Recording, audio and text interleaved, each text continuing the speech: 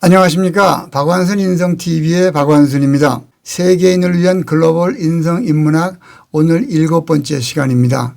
세상의 7대 거짓말 바로잡기라는 거창한 주제로 여러분께 인사 올립니다. 여러분 기억하실 겁니다. 글로벌 인성인문학 박완순 인성TV 첫 시간에 인성인문학의 힘은 우리 세상에 펼쳐지고 있는 7가지의 큰 거짓말을 올바로 해석할 수 있는 능력을 여러분께 전할 것이다 라고 제가 강하게 말씀을 드렸어요. 오늘 그 첫 번째 시간으로 간절히 원하면 절대 이루어지지 않는다라는 다소 강한 주장이긴 합니다만 이것이 진실임을 여러분께 강하게 설명드리겠습니다. 한번 보시죠. 세상이 우리를 속이는 7대 거짓말 첫 시간에 여러분께 소개 올렸던 내용입니다. 첫 번째, 간절히 원하면 이루어진다. 두 번째, 인생은 공술의 공수거다. 모든 이들이 입에 달고 살죠. 공술의 공수거다. 절대로 틀린 말인 것을 여러분 아주 가까운 시간 내에 인지하셔야 됩니다. 세상이 달리 보이실 겁니다. 세 번째, 10길 물속은 알아도 한 길 사람 속은 모른다. 역시 옳은 얘기가 아닙니다. 칭찬은 고래도 춤추게 한다. 칭찬을 많이 들으면 사람은 바보가 됩니다. 한번 함께 공부하시죠. 변해야 산다. 제가 지난 시간에 6편인가요? 5편인가요? 여러분께 고정관념 앞에는 고정관념을 가지고 잘 해왔는데 더 잘하려면 고정관념을 깨야 된다라는 이론을 설명드린 바 있죠. 거기에 같은 원리입니다. 변해야 산다 앞에는 엄청나게 큰 명제가 들어가 있습니다. 그것도 함께 보시겠습니다. 배려하면 성공한다. 잘 모르고 내 생각대로 일방적인 배려를 하면 큰 낭패를 부릅니다. 7번째, 인성은 추상적이다. 이 말은 제가 1편부터 6편 내내 강조한 것이죠. 인성은 결코 추상적인 게 아니다. 세부적인 기둥이 있고 공식이 있다 말씀을 드렸습니다. 이상과 같은 7가지의 거짓말 중에서 오늘은 간절히 원하면 이루어진다가 얼마나 큰 거짓말인지 그 허와 실을 여러분과 함께 보겠습니다. 제일 먼저 재밌는 문구입니다. 천사와 악마의 보금자리, 말의 위력입니다. 우리가 매일매일 쓰고 있는 말이 얼마나 큰 좋은 영향, 나쁜 영향이 있는지를 우리가 쓰는 격언, 속담 속에서 잠시 찾아보겠습니다. 태초에 말씀이 있었다. 어느 종교 맨 첫머리에 나오는 얘기죠. 말의 존재의 위대함입니다. 말하는 대로 된다.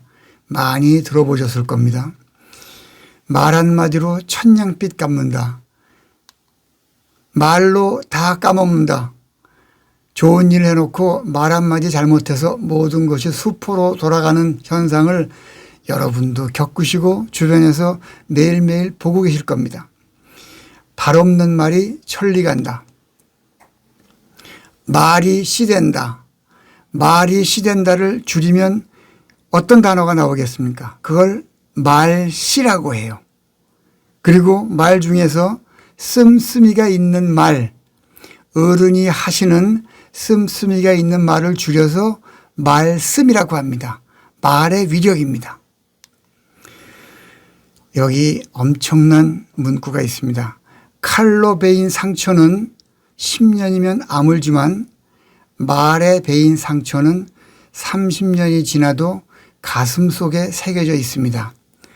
말로 얻은 상처가 일생을 살아가면서 가슴 속에 흉터로 남아있는 사례들을 여러분 누구나 응어리로 안고 계실 겁니다. 나도 모르게 뱉은 말이 저렇게 큰 상처를 남에게 준다는 어른들의 지혜의 말씀이겠죠. 말은 세상을 다스리는 가장 강력한 무기이다. 이 말은 100번을 강조해도 지나침이 없는 문구이지요. 말의 위력이 저렇게 어떠한 경우에는 천사와 같이 어떠한 경우에는 악마와 같은 역할을 내보내기 때문에 말이 가지는 양면성을 온 세상의 어른들이 그리고 온 세상의 리더가 계속 끝도 없이 강조하고 전달하고 있는 것입니다. 7대 거짓말 바로잡기가 거짓말이라는 단어가 있잖아요. 거짓말. 저 말이 무슨 뜻입니까? 거짓말이란 겉짓으로 하는 말입니다. 거짓이란 겉짓이란 뜻이에요. 속마음은 없지만 겉으로 그냥 그렇게 드러내 보이는 겁니다. 7대 거짓말을 바로잡는 겉짓으로 하는 말을 바로잡는 방법을 우리 사회에서 제대로 이해를 하고 쓰지를 않기 때문에 간절히 원하면 이루어진다라고 하는 어마어마한 거짓말이 우리 사회에 만연하고 있고 모두가 저것에 피해를 보고 있는 것입니다. 그 이유를 살펴보겠습니다. 여기에 눈에 익은 그림입니다. 레몬입니다. 레몬을 보거나 떠올리는 순간 입안에 침이 고입니다. 침이 고인 현상을 앞편에서 다 설명을 드렸죠. 자성예언이라고요. 같은 논리로 사냥하는 사자를 생각하지 말고 잡혀 먹히는 노루를 생각해 보라 라고 누가 요청을 하면 먼저 떠오르는 것은 생각하지 말라고 주문한 사자가 먼저 떠오릅니다. 왜 이런 현상이 떠오릅니까? 우리 몸이 가지는 자성예언의 위대함입니다. 같은 논리로 무엇을 간절하게 원한다는 것은 그것이 현재 확실하게 내 앞에 없다는 의미이며 없는 상황을 절실하게 먼저 겪게 만드는 것입니다. 이 상황을 생활 속에서 실예를 찾아보겠습니다. 다시 한번 강조드리면 무엇을 간절하게 원한다는 것은 그것이 현재 내 앞에 없기 때문에 원하는 것이며 내 주변의 모든 상황들은 내가 그것이 앞에 없다라고 미리 말을 해서 레몬에 침 나오듯이 우리 몸이 거기에 반응을 해서 없는 상황을 내가 절실하게 먼저 겪게 만든단 말입니다. 생활 속에서는요. 여기 무슨 포스터입니까? 여러분 서부 영화 자주 보시죠? 현상범이라는 포스터예요. 저 위에 써 있는 단어가 wanted, 원하다라는 뜻이에요. 그 밑에는 뭐 생포를 하던 시체를 가져오던 현상금이 어마어마한 숫자가 붙어 있죠. 이것이 우리 동양 또 국내에서는 현상수배라는 전단으로 돌아다니고 그 밑에 현상범 또는 wanted라는 단어가 쓰이는데요. 이 want, 우리가 아주 쉽게 알고 있는 원하다라는 단어의 want는 두 가지 뜻이 있습니다. 첫째, 원하다예요. 우리가 흔히 쓰고 있는 단어죠. 또 하나는 모자라다, 부족하다라는 뜻이에요.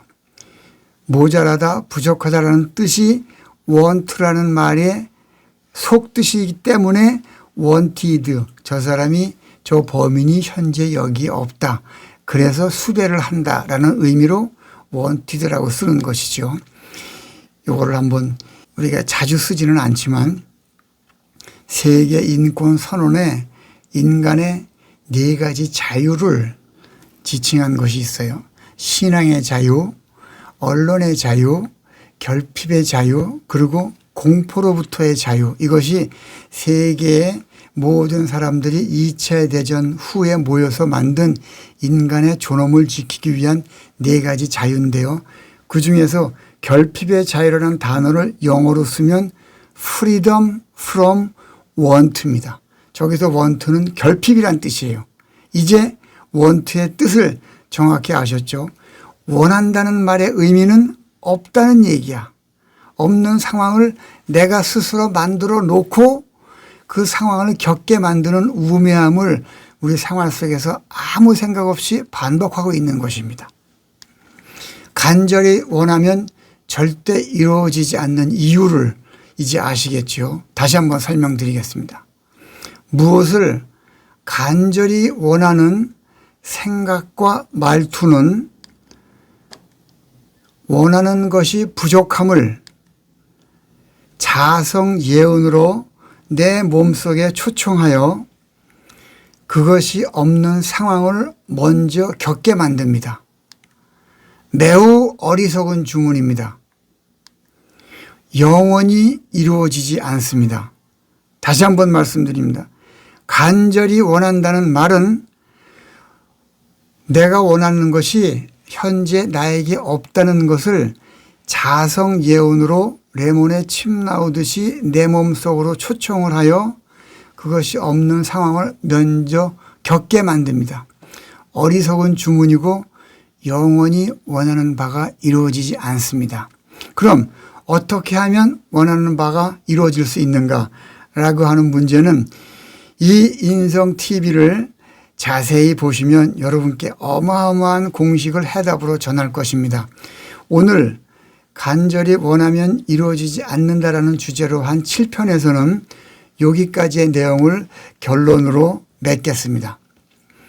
무엇을 원하는 법, 소원을 이루는 비법과 같은 많은 이론들이 시중에 떠돌아다니고 그것을 우리는 금과 옥조인 양 읊조리면서 이루어지기를 바라요.